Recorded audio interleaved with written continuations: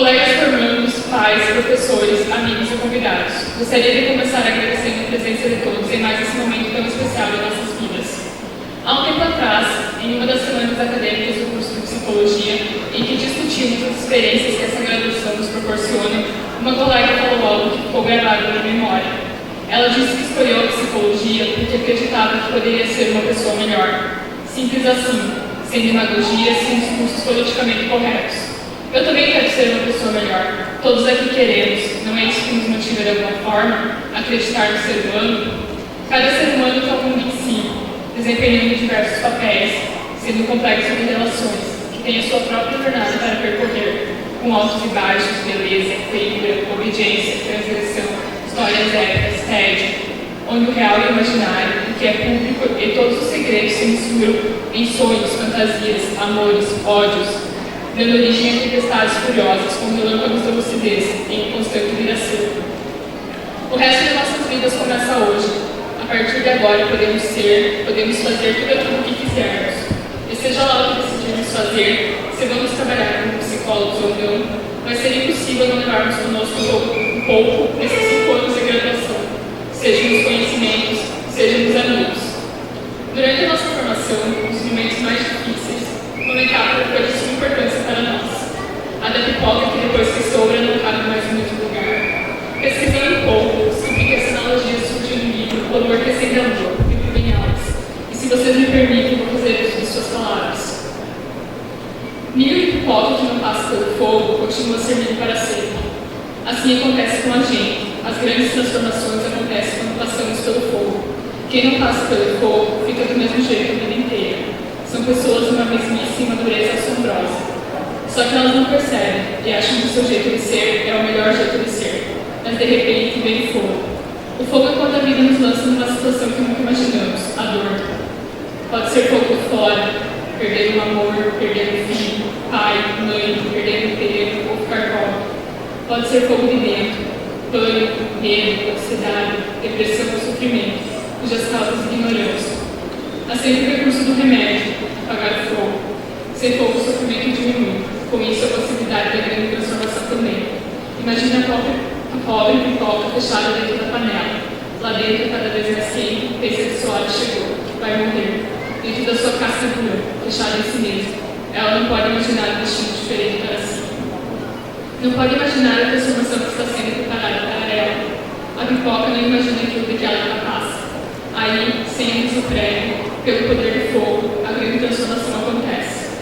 E ela aparece como uma outra coisa completamente diferente, algo que ela mesma nunca havia sonhado. Bom, mas ainda temos o piruá, que é o milho de pipoca que se recusa a estourar. São aquelas pessoas que, por mais que o fogo esquente, se recusam a mudar. Elas acham que não pode existir coisa mais maravilhosa do que o jeito delas serem.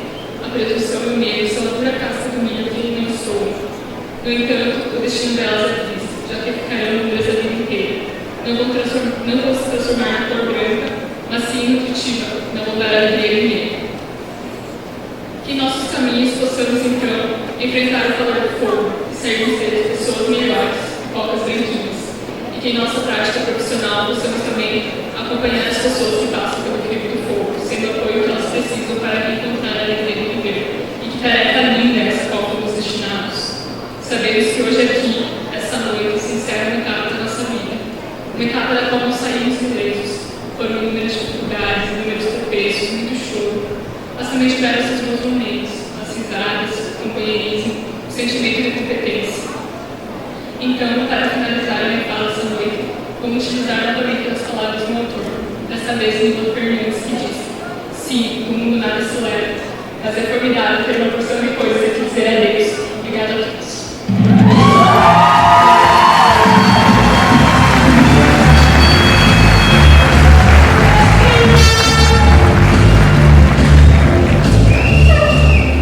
Convidamos para dentro da turma o professor Juliano Correia da Silva para proferir discursos sobre afiliados. A nossa saudação à ilustríssima pró-reitora acadêmica e presidente da mesa de honra, professora Marlene Sterck, representando neste ato o magnífico reitor da UNOESC, o professor Dr. Aristides Simadon, e cumprimentando a presidência, estendo os cumprimentos às demais autoridades presentes, aos meus afiliados, colegas professores, familiares e amigos presentes. Queridos e queridas formandas, antes de qualquer coisa eu quero que vocês notem que eu não estou sem nenhuma caneta na mão. A gente vai segurando. Foi com imensa alegria que eu recebi o convite para ser paralímpico da turma de vocês.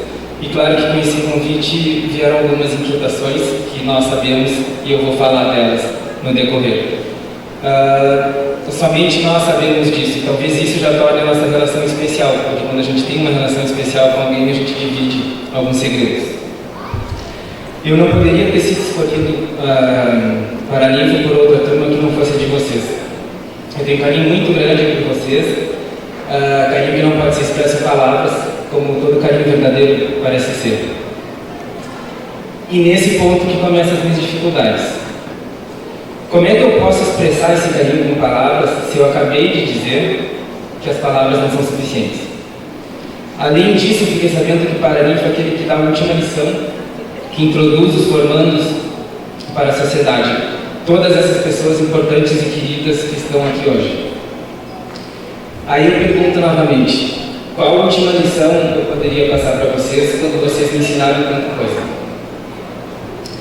Como eu poderia apresentar a vocês sem todos aqueles momentos de convívio, emoções compartilhadas, vivências verdadeiras, que justamente não podem de forma alguma ser expressas em palavras? Como se tem que usar agora. Elas estão guardadas no coração. Então vejam vocês em que situação eu me encontro. Eu não tenho palavra para falar da relação com vocês, como eu já não tive uns meses atrás, e não tenho lição para passar também. Mas alguma coisa me ocorre. Sempre quando a gente tem alguma dificuldade, a gente tem a tendência de voltar para um lugar conhecido. E isso está acontecendo comigo agora, um lugar conhecido, seguro, mas acima de tudo, nesse caso, um lugar verdadeiro. Enquanto eu pensava o que eu poderia dizer para vocês, hoje, eu lembrei do início da minha formação, que eu queria me fazer perceber, e tinha um espaço para publicar textos no boletim interno, e eu fui lá, publiquei, e fiquei famoso na instituição, e publico lá até hoje. Então eu resolvi arriscar com o mesmo artifício daquele texto daquela época.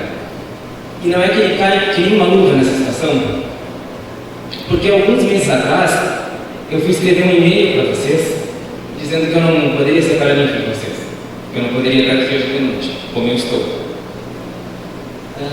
E qual o motivo de eu não ter conseguido escrever aquele e-mail?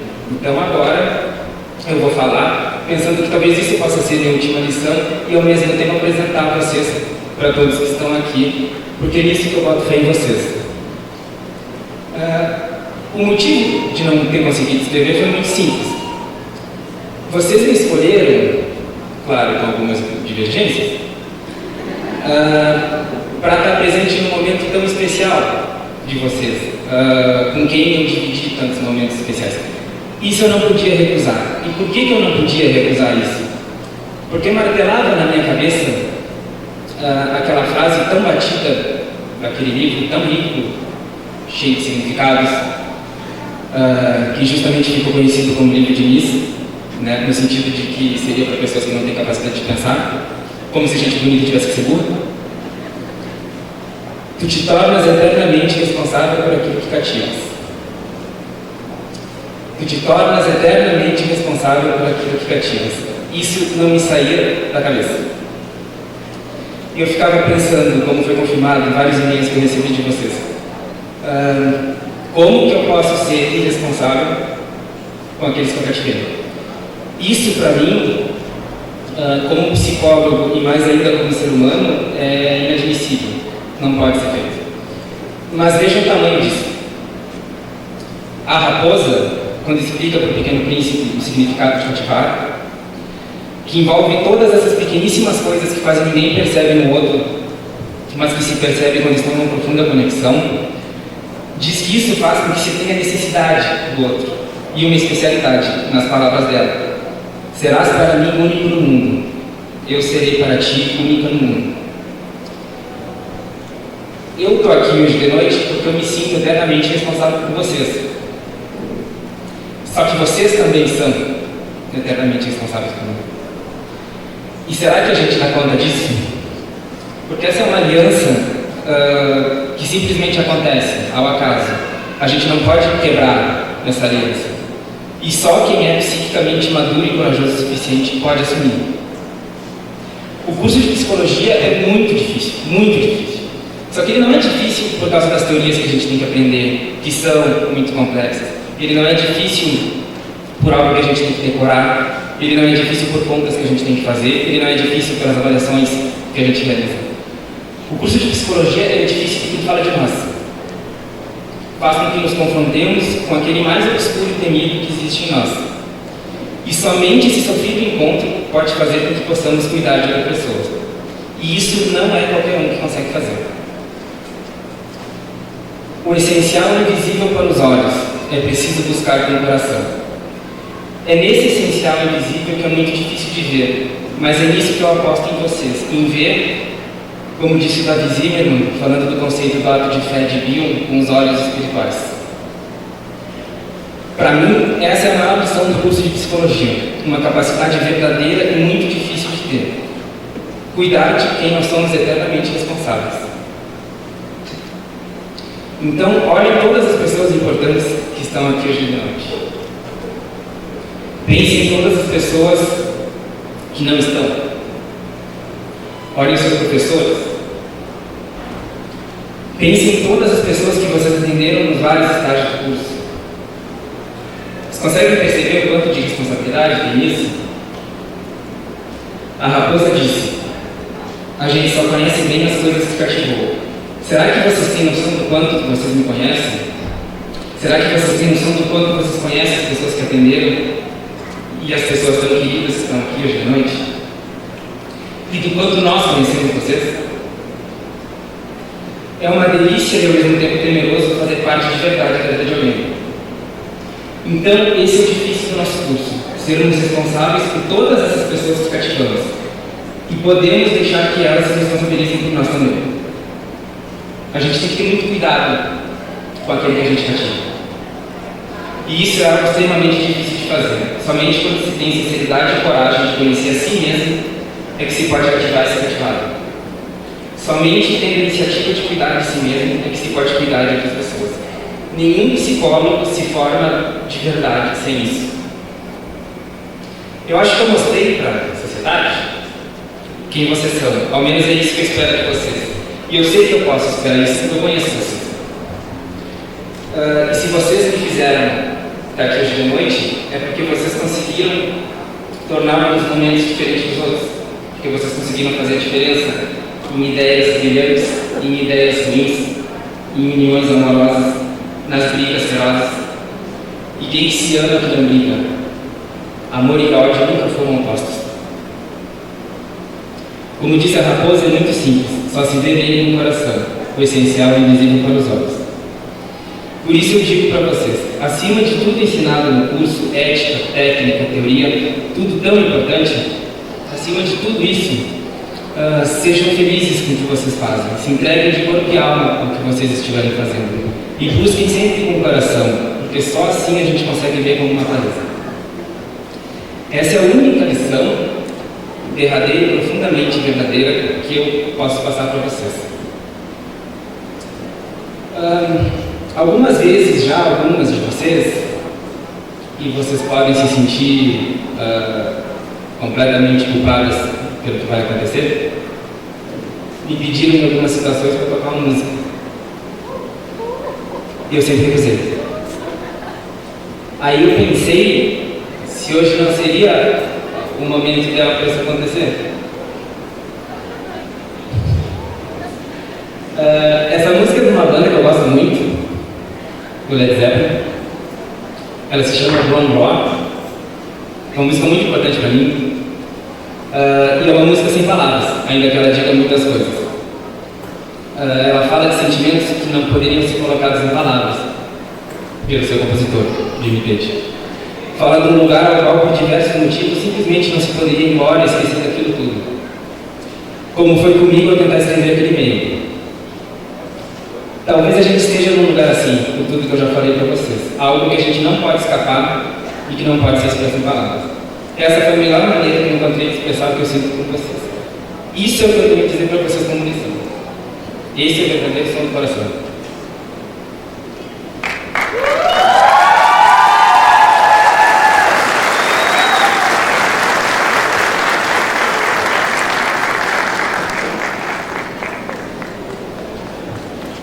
Isso é uma lição também para quem gosta bastante de música, que aprende a tocar bem.